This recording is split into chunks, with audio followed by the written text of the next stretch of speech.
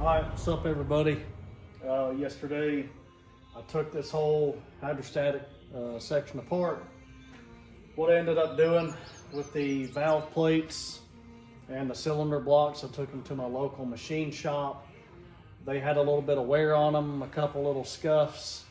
Got those, basically a real gentle resurface on them, and I'll show you those up close. So, the valve body, all right, that those cylinder blocks turn on, this was one of the old ones. This is the one that came in the machine that I took off. This is after resurfacing. All right, so this piece right here is almost 300 bucks, depending on where you get it from. And I just had him do a very gentle resurface on it. And honestly, I'm really crossing my fingers and hope that it works right, because any little imperfections you got, it catches my nail right there in that groove, and that's what you don't want. You'll have fluid leaking. The manual says if you have any scratches or scuffs in these at all, they're trash. So I wanted to at least give it a shot, see if I can get this to operate right. So pretty big difference. So that's the larger valve plate. The small valve plate, I went ahead and got the old one I took off and the new one I bought. I just had them both resurfaced gently because the one I took off really wasn't bad. So I could use either one of these. And my cylinder blocks, so this cylinder block rotates on that brass copper looking side of that valve plate. It turns on it. So he resurfaced this flat area, and it has to be, I mean, these two pieces meet. They seal basically like a piece of glass. Any fluid leaking in between, typically these get wore out right in here, or if there's a groove and it catches your nail, it's not going to work. So I got this one and the smaller cylinder block resurfaced. This is the small one, and these are not cheap from Kubota, so you know, I'm trying all my options. So I'm going to put the whole thing back together and show you how to do that. And let's hope it works right. Got your swash plate right here. This backside, smooth as could be, looks just fine. Back and forth.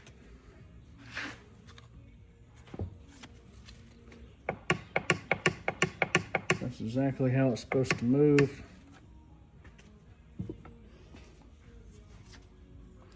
The shaft goes right down in there. Just work it down in there. There we go. Got your roller bearing.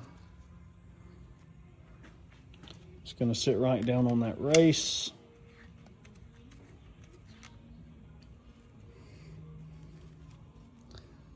Got your top race right here. Sits down in there. This cylinder block, all right, small one, is going to go right here. Now this spring is going to go right there. All right.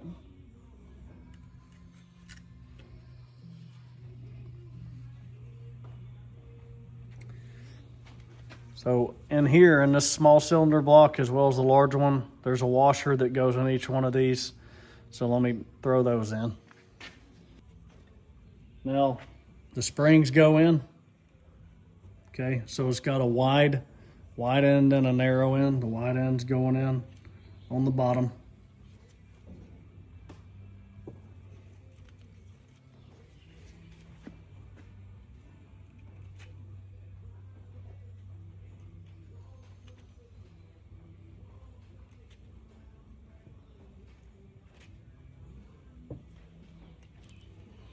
right, got my springs in. Now your pistons, you're gonna wanna inspect those. And I've done that already, but what you wanna make sure there's no, sometimes they'll blow a hole through the top or the side and they just go right in there.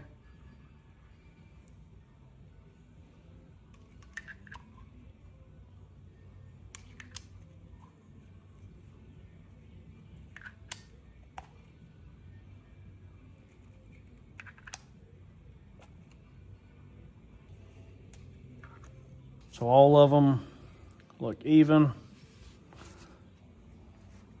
They all go up and down freely. There's no wobble in them. All right, so the fun part is getting all this on there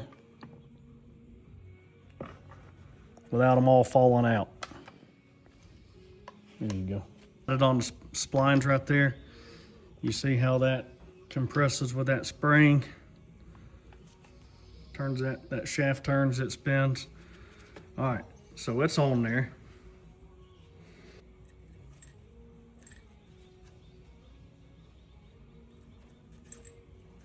All the washers are sitting in there like they should. Same thing, springs go in.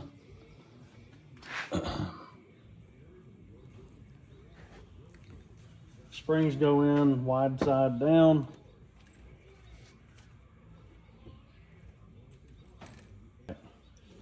And then your pistons, they're slippery. So you can inspect those for any cracks or holes. Same thing as the other one.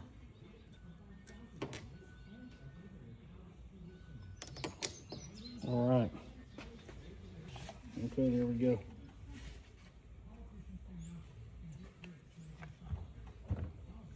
Cover. You got this piece right here, as well as one right here. And these valve plates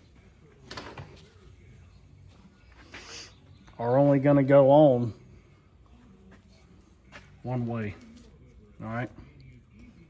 So the copper side, I call it the copper side. All right, your brass looking side is going to go towards, that's where it seals like a piece of glass, okay?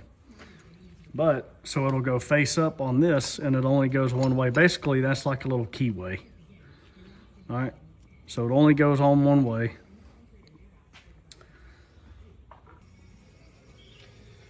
What I did, we'll see if this works. I just put a little dab of grease underneath the plate on two sides where the keyway is, and the opposite side, same on this one. Pinch it down easy. Alternate a little bit just to get this thing, just to get it going.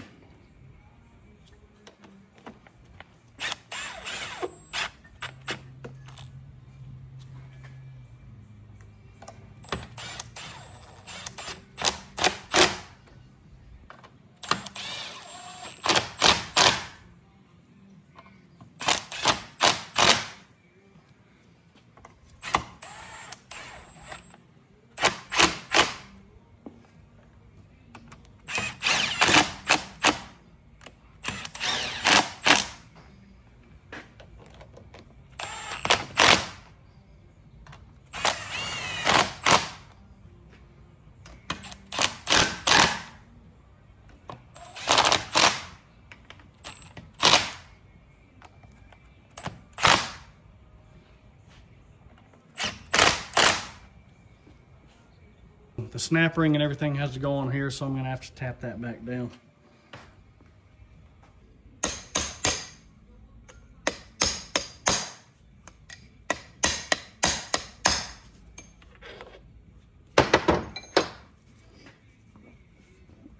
So it's just got a little bit of pressure build up in there. About to put this piece back on. Don't forget your O-rings right here. gonna get this wiped out. Okay.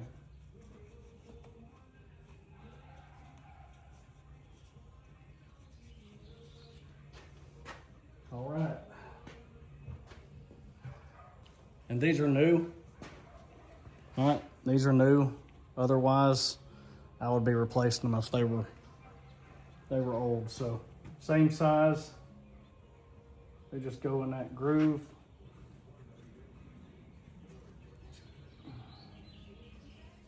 There you go. Same thing on the bottom.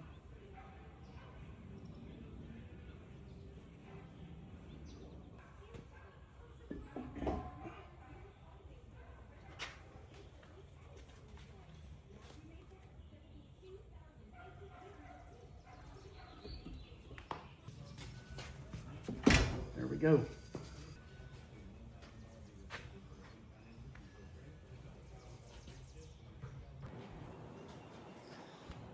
All right, we're gonna pull it on tight.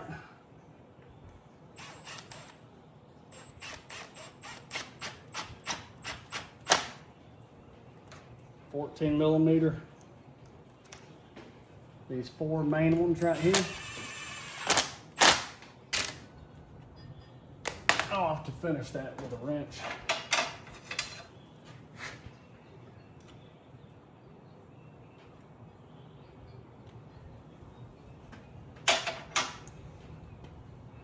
So that's done dripping. All right. To get this top line in, it was not wanting to go in all the way. I had to break loose. All right, this little U-shaped line right here. I had to crack this nut loose and this one so the line would be flexible enough to move forward. Pressure dump valve. Again, if you're a Kubota mechanic and or superior in knowledge, because I'm definitely not, I'm open to correction on some of the names of this stuff.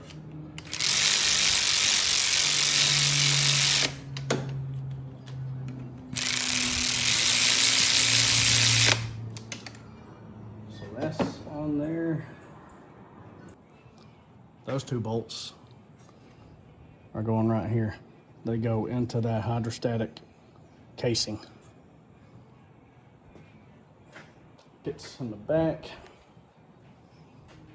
So, fluid tube, vent bracket, just another bracket for a hoist, and then your 2 14mm bolts that go into the hydrostatic housing. Now our exhaust bracket and our hydrostatic rod, 2 14mm.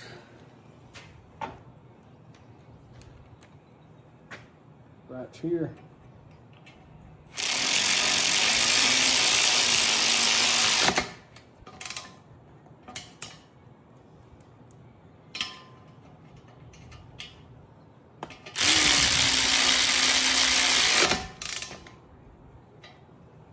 All right. 12mm for the hydrostatic rod.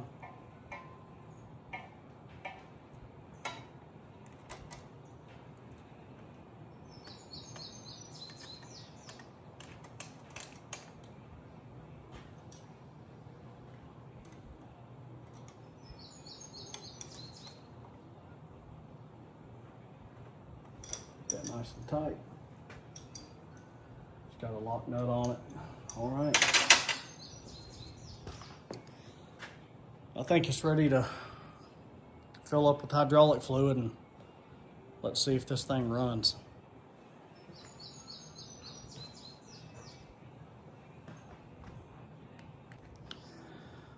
Well, this is real life. Look here. I just put that whole thing back on and I forgot my O-ring, snap ring, and washer. Fixing to pull the whole thing back off. Hey, hope y'all enjoyed the video of the hydrostatic being taken off, reassembled. And so long story short, I have other videos on this machine, but I got it all put back together with the valve plates resurfaced, the cylinder blocks resurfaced, and it still will not drive. So I've got new fluid, all that stuff. So what's going on, I've got my low pressure, my high pressure, checking it again. It will drive in forward and reverse with the parking brake on. And the pressures are where they need to be. When I take the parking brake off, it won't drive. So my pressure dump is not stuck. My relief valves were okay when I pulled them all apart, checked those. I have a video on that. So still trying to dig in this thing, find what's going on. If you know about Kubota's, the hydrostatic system, you can holler at me, leave a comment, tell me what you think's going on.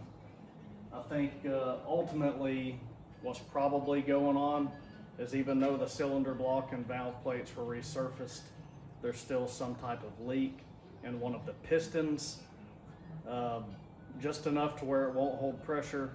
So a leak in one of the pistons, possibly where the valve plate and cylinder block mate together, it's losing pressure somewhere. So probably what needs to happen is 2 new cylinder blocks, 2 new valve plates, all new pistons, swash plates, basically everything inside there besides the case probably needs to be replaced. And if you buy all those parts from Kubota, that's probably around, I don't know, it's probably over $3,000 just for those parts. But it's either that or have a machine that doesn't work. So this is trial and error, trying to figure out what's going on with it. And but stay tuned, we'll get it figured out. It'll be driving again. And appreciate you watching, and I'll be putting out another video soon. Thank you.